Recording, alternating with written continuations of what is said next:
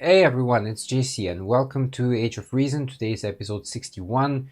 I'm gonna mainly talk about climate change. And so already I know as soon as I said that, 95% probably of people just tuned out and switched to something else because this topic is not in fashion. The reason why it's not really in fashion, and I talked about that on my restart show at the end of May, is that basically in the States we have 52% of people here, according to the Yale University, who know that there is a scientific consensus of climate change, which is like well over 97%. Okay, the three remaining percent are often people not even related to the field of climatology, so they're like whatever, maybe physicists, but they're not necessarily in tune with climate change. So 52% of people agree or know that there is scientific consensus. Only 42% of Americans say that climate change will harm them personally. And again, this stems from the fact that most people don't understand climate change. They don't know anything on the topic. A lot of people are what we call disengaged. So they're not in the zone at all. They don't know anything. They don't read news about climate change, etc. So climate change, I always say, this is not just like some kind of pretty temperature graphs with lines going up and down. It's an umbrella term, and there's a lot of sciences that go into there. So if you think that it's just rising temperatures and nothing else, you really don't understand climate change at all. And the final map here is the percentage of people who say that, yeah, global warming is happening. So here it's a little bit better, 67%, but still it's very far from a scientific consensus, which is over 97%. So I just want to kind of frame the show of today. That's what we're talking about, and that's why I have a show, because mainstream media, they do a very poor job at explaining these things. You go to CNN right now, good luck finding a piece on climate change, or BBC, or even if there is a piece, people just don't read it. And that's the problem. The global apathy is a huge, huge problem. So today's article, we're going to talk about what the year 2050 will look like if we don't take any climate action whatsoever. So I know that it's a bit speculative because, of course, there is climate action taken right now. But guess what? There's a lot of people out there who say, well, technology will save us.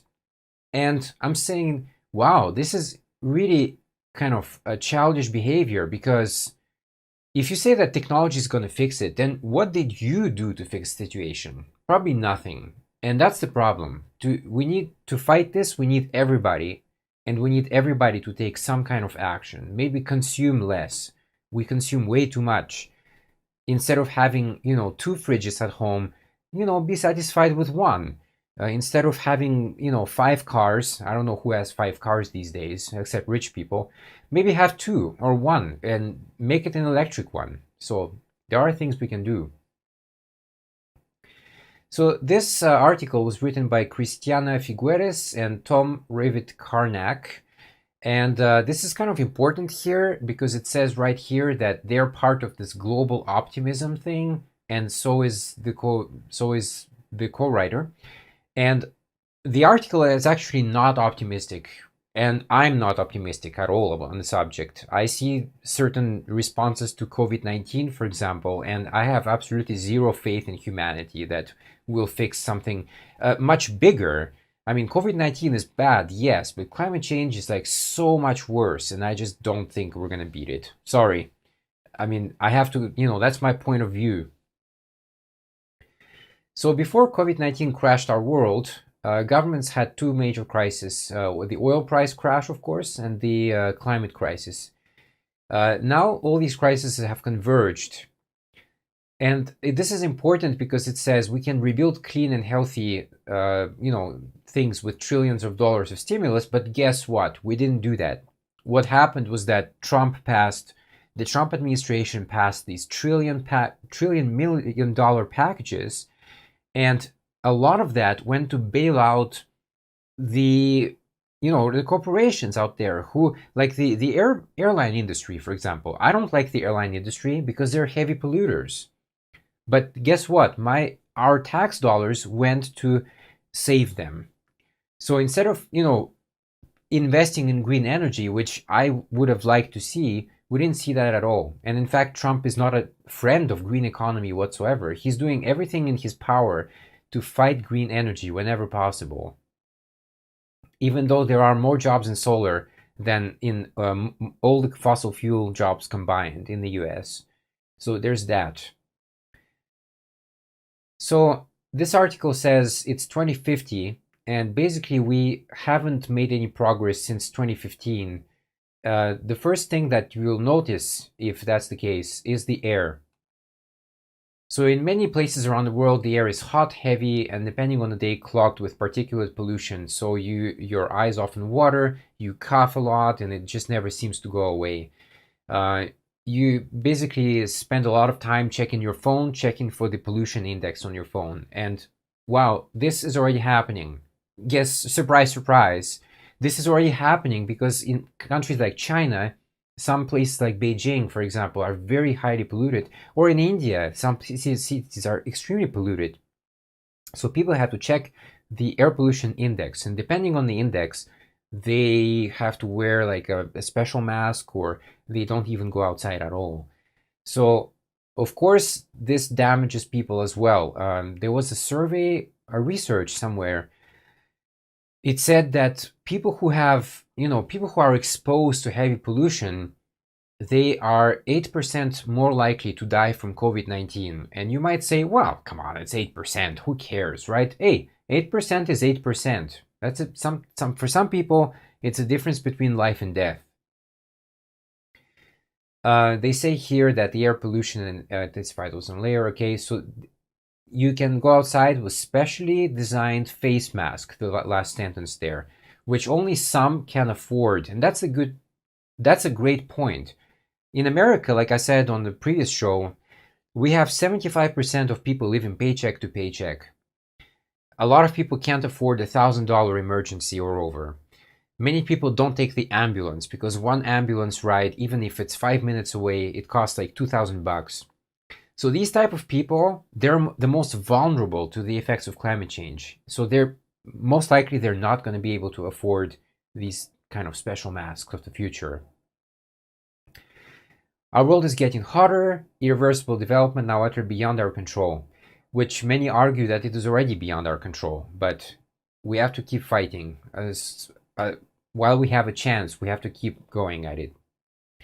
There's great melting of the Arctic sea ice, which used to reflect the sun's heat. And of course, this is important because we have what's called the albedo effect. And basically, the way it works is that a black surface absorbs all the sun's heat and energy, while a white surface like ice basically reflects all of that back into space. And of course, the greenhouse gases trap some of that, and that's true. But if we eliminate all the Arctic ice, what are you going to do? Are you going to take white buckets of paint and start painting entire areas of the planet white, or put some kind of giant white drape over area? That's just not going to happen. I don't see it happening at all. So, of course, the other thing they mentioned here is that the permafrost is melting as well, and that traps a lot of bacteria in there. So COVID-19 is bad, once again, but there's a lot of stuff in the permafrost that is thawing right now, which could be, 10, 100, 1,000 times worse than COVID-19. That's not a science fiction. That is really true. In 5 to 10 years, vast areas of the world will be uninhabitable. We don't know which parts of Australia, North Africa, or Western US will be by the end of the century. No one knows what the future holds for their children and grandchildren. So I just want to comment on that. The people the adults, let's say right now, who don't think about climate change at all and who don't talk about it whatsoever, I really doubt that these people actually love and care about their children. Because if they did, they would, talk about it much more, and they would tell their kids sorry, we screwed up. Our generation screwed up. We start, we wanted to overconsume. Instead of 2 cars, we wanted 4. Instead of 1 bicycle, we needed 10 for some reason. We fucked up. But that's the reality. There are certain things we can change from today. Here's what you can do. But I'm sure this conversation is not even happening. So I honestly know that for some people, children is basically a kind of safe retirement package, because the kids are going to work later, and maybe a part of their salary is going to go to help the parents. So in a way, it's kind of like an ATM machine. Sorry, but that's just the way I see it. So for some people, kids are just an ATM machine. More moisture in the air results in extreme hurricanes and tropical storms. Coastal cities in Bangladesh, Mexico, the US, and elsewhere have suffered brutal infrastructure, and the damages have displaced millions. Try to imagine this and COVID-19 at the same time. So now you have these millions of infected people moving around and infecting more people. This happens with increasing frequency now. Yeah, that's true. When I was in high school, this type of big cataclysmic diseases didn't really happen a lot back in the 90s. But man, they sure have increased in frequency in the past 20 years. So definitely that's happening. I can see it. Because multiple disasters are happening at the same time, it can take a lot of time for relief to reach those areas. Diseases such as malaria, dengue, cholera, respiratory illnesses, and malnutrition are rampant. So the melting permafrost, I already talked about that. So the diseases can spread through mosquitoes and ticks. And they're rampant because the climate has changed. It's a warmer climate, and so it benefits these type of diseases and insects. Worse still, the public health crisis of antibiotic resistance has only intensified as the population has grown denser in habitable areas and temperatures continue to rise. Yeah, access to medicine is going to be a huge, huge challenge. Every day, because of the rising water levels, some part of the world must evacuate to higher ground. So again, that's what I said. Imagine like hundreds of millions of people just moving away from the shoreline. Every day you see pictures of babies strapped to mothers' backs, wading through floodwaters, which we already see, unfortunately. It's already happening. This is not, some kind of faraway science fiction. This is already happening right now. And some people, basically their house has flooded, so they have nowhere else to go. Their children coughing and wheezing because the mold growing in their beds is there. And the insurance company is declaring bankruptcy. Not sure that's going to happen. I think the insurance companies, they're very well equipped they're just not going to insure places. That's it. They're not going to insure places that get flooded, period. Because they don't want to lose money. They have a money-making profit idea, so they're not going to lose money. Those who remain on the coast must now witness the demise of a life based on fishing. So in a lot of areas on the world already, this is a problem. And Jeremy actually touched on that when he was on my show a week ago. He said that because he's a scuba diver, certain areas like today and 30 years ago are completely different. Like 30 years ago now, if you go back to these places, the life is either gone or going or in the process of being destroyed. So it's already happening. Even in the past 10 years, he said, he can see clear changes. So again, you don't need to,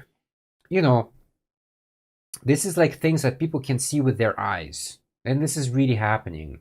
And why it's happening is because the water is becoming more acidic. So the acidification of oceans is a very real thing. And it's happening right now. So a lot of countries, of course, rely on fishing, and that's a big problem. They're not going to be able to do that anymore. And so what's going to happen to those people afterwards? Who knows? And to be honest with you, a lot of people just don't even care about these type of people. I mean, you have some kind of small islands like Vanuatu. Do you really believe that somebody in the States living in, rural America really cares about some islander in Vanuatu? I really, really doubt that. I really highly doubt that. They probably don't even know where Vanuatu is anyway, to begin with. So this is actually the book that these two authors wrote, The Future We Choose. I recommend you get it, read it. It's education. So Surviving the Climate Crisis. And since we're talking about books, I'd like to plug in my book as well, Beyond the Obscure. Please get it. It's available on Amazon. Not a fan of Amazon, but you know what? If your book is on Amazon, it just gives you a kind of a bit more credibility because there's a lot of checks you need to pass.